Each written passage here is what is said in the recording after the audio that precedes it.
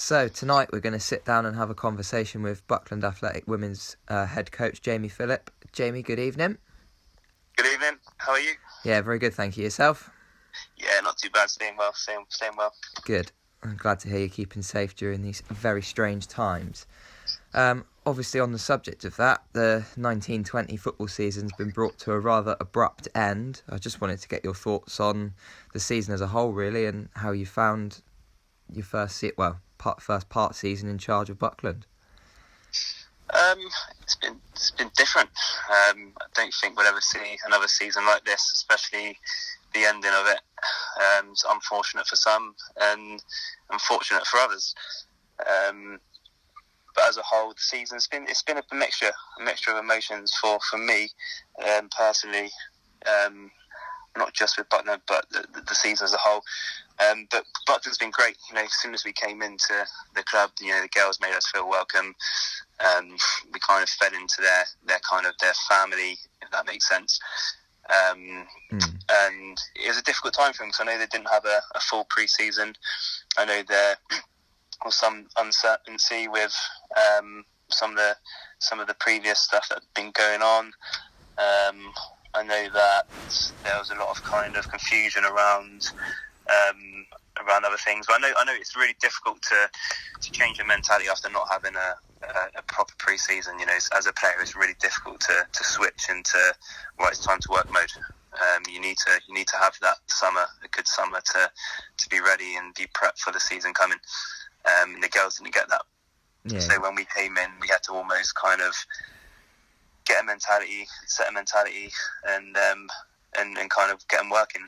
And we got there. We had a good couple of results in the first few games. We implemented everything we needed to at the time. Formed relationships and things with the players and the staff, and it was all going well. We had a bit of a break at Christmas. I think we had about 6, 7, maybe even 8 weeks off. I think it was 8 weeks. It worked out in the end, which is it's crazy, really. Everyone says about a winter break, but did you find it helpful having that break over the Christmas period, or did you find it was almost disruptive to everything that we were doing before Christmas and the work we'd done? Yeah, no, it didn't help at all. No. When you do there's only so much training you can do. You train for a game, and we didn't have a game for like I said, 8 weeks, and we trained every week, every single week we trained until that point. And training sessions are good. They're good. We can do what we want to do in the training sessions, but again, like I said, you need to train for the games. And when you're going and you're playing Poole Town and Swindon, I think it was. It was Poole Town and it was Poole and Swindon we played. And Swindon, and then you're next up in 8 weeks against Plymouth in the cup, and it's like, well, it's difficult. It's difficult. So it didn't help at all. Yeah. Obviously, you mentioned about the season as a whole for yourself personally. Obviously, you started the season. You got given the opportunity to run the first team up at Yeovil. How does it compare, obviously, your time at Buckland compared to your time at Yeovil? What would you say were the major differences in the two clubs? Sorry, can you repeat that last bit? I lost you there a minute. So what would you say was the difference between the two clubs as a whole, and sort of the atmosphere around the clubs, and how you feel like a part of the club and how the clubs are run? Would you say that one's better than the other, or things like that? It's difficult to talk about, really. They're two different types of clubs, Yeovil and Buckland, two different levels. Yeovil, they're at the point where now they're ready to take the next step and try and push on to get them back to where they want to be. At the time when I took over at the start of the season, everything was rushed. I took over with no players in the squad. Yeah. I had no players. I had a squad of 0. It's a very weird feeling knowing that you're in charge of a club that was in the Women's Super League literally a month before, and you've been involved in the coaching setting, and now you're running the team, but there is no team. Yeah. So I think pre-season we didn't get pre-season right it was all about timings, and we spent most of it trying to sign players. Yeah. And by the time we focused on what we needed to do and getting the players in for the training sessions and actually focusing on how we want to play and setting like I said before, setting a mentality, it was too late. Yeah. We were fortunate enough to have good fixtures, as we say, for the first few games in the season. And then, we were found out when we played, higher quality sides. Yeah. No disrespect to any other side in the league. No. But it's difficult. I mean, Yeovil was a different situation.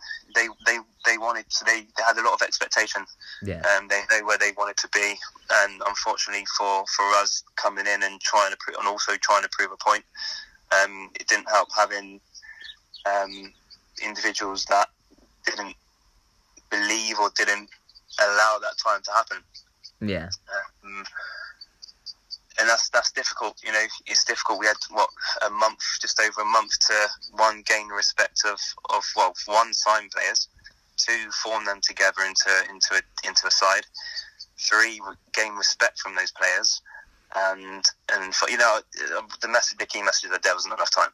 Yeah. And it's impossible with the time I was given to do anything more than I did. Obviously, we've had a lot of time to reflect on that now, and would there be things that we've done differently? Yeah, of course, those are things we'd have done differently. But that's part of management. But then had a couple of months or a month off really, and before I decided to accept the Buckland role. And it was different atmosphere. Different atmosphere. There's no pressure. Great bunch of girls. You can tell they've been together for a little while. Yeah. Well drilled, to be honest. Well drilled. But lacked something. It took me a little while to realise what was lacking, and I think it's the coaching side of it. We had a different problem at Buckland where the girls needed constant instruction. Yeah. And I'd always say, I need players to be proactive, and I coach players to be proactive, not reactive. And if you're proactive, then you'll make a good player. And if your team's full of proactive players, it'll make a good and successful team. And that's something that we've been working towards, and we'll continue to work towards whenever we go back. Yeah, obviously looking forward to pre-season and into next season. What are your sort of targets or aspirations for the next, I say 12 months, but obviously it's probably going to be longer than that because we don't really know when we're going to go back. Yeah, that's it. It's again, we don't know when we're going to go back. We don't know what's happening at the moment. It's frustrating for everyone. I can't wait, to be honest. If we get over this fairly quickly and are ready to go from July, that'd be amazing. Yeah. Doesn't seem likely at the moment, but let's fingers crossed. Let's hope. But yeah, if we hit the road running from July, I can't wait because we've got the squad. We can invite players down to pre-season. We can then form the team that we want and implement everything we want from day one. If it's done right, then which it will be, then we can progress from there. Yeah, definitely. In terms of targets and aspirations for next season, what are you hoping to achieve from the season next year?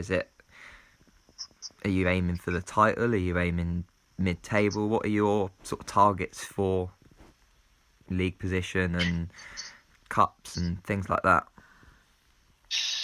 I'm not going to discuss kind of where I see us finishing or targets for finishing or anything to do with results, really. For me, results come from performances, and all I want first of all is performances. I want the effort, I want the work rate, and I want all the things that come along with great performances. That's something that we eventually started to see towards the end of the season, despite the results. Yeah. And you'll probably see a lot of the tweets and things where the scoreline doesn't reflect our performance. And they didn't at times, but it's again silly errors, little mistakes, and they're the things that we're going to be cutting out, and that's why pre-season is really important. But to answer your question, as high as possible. Really, go as far as possible and everything. And of course, we're going to try and win every single game we play. Yeah, I was going to say every team's the same in that sense, aren't they? They want to win every game they play. Yeah, of course. So obviously, we've looked ahead. We're going to look back. What are your main highlights, and what was your favourite moment from the season just past?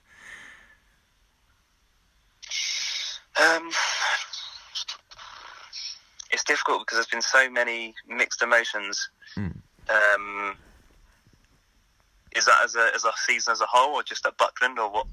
Well, if you could go back as far as you wish to.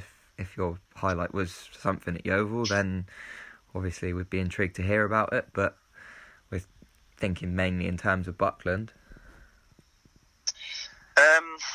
I think highlight of the season would have to be fairly recently, travelling down to Chesham with the Buckland squad, just because of the whole setting of it was amazing. It was good to see the girls out of a football context.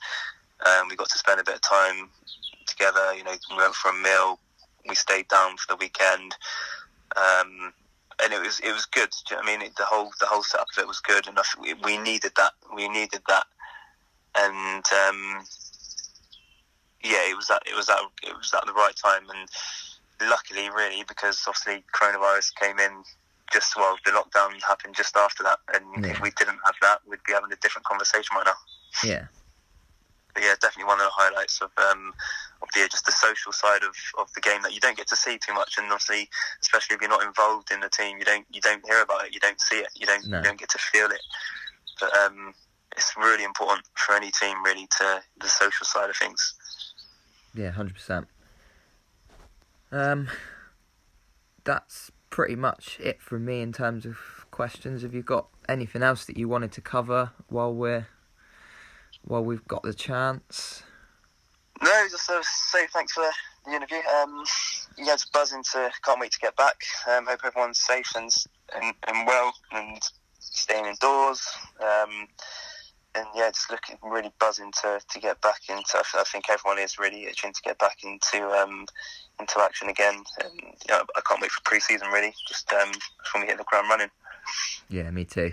Well, nice to speak to you, Jamie. Thank you very much, and we shall end it there. Thank you very much. Cheers, buddy. Take care. Thank you. Bye-bye.